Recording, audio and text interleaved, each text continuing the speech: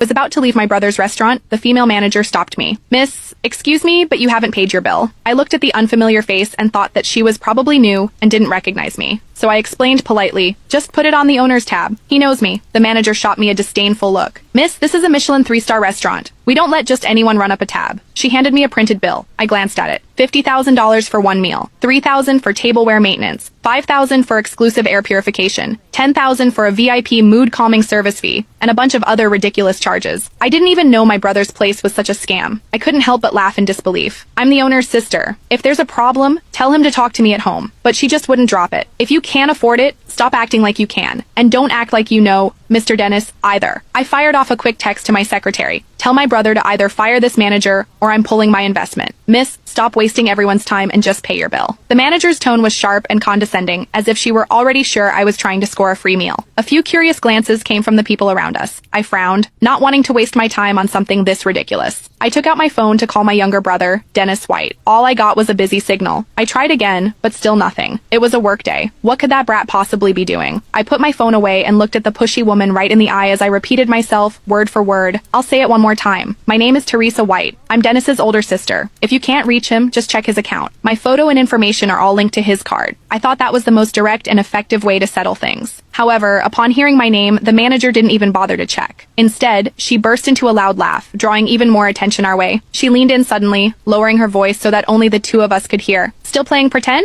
I've seen your face on my hubby, Dennis's social media. You're just a shameless witch sneaking around with my man. And now you have the nerve to show up here and try to put your meal on his tab? How thick-skinned are you?" For a moment, I was stunned. I glanced at her name tag, Jessica Thompson. I could only feel speechless at all of this. So this was Dennis's so-called secret girlfriend, the one he wouldn't even show me a photo of. How could Dennis have such terrible taste, I see? This outrageous $50,000 bill wasn't some kind of misunderstanding. It was a setup, planned all along just to humiliate me. Before I could say another word, she had lost her patience. "If this lady wants to dine and dash, we'll just have to detain her and wait for the police." She waved her hand, and two brawny security guards who had been waiting nearby immediately stepped forward. One clamped a hand tightly over my mouth, while the other twisted my arms behind my back like I was a criminal. I struggled, but it was hopeless due to the difference in strength. Ignoring my furious glare and the shocked looks from the other guests, they dragged me roughly toward the kitchen. They then dumped me into a storage room that reeked of disinfectants and leftover food. The door slammed shut, cutting me off from all light and sound outside. In the darkness, the manager, Jessica, didn't say a word. She simply lifted her foot that was clad in a high heel and kicked me hard in the stomach. The pain was so intense that I curled up on the floor, my stomach churning. "Spending my man's money, huh? Trying to seduce him?" she screamed, her voice tinted by jealousy and rage. Standing over me, she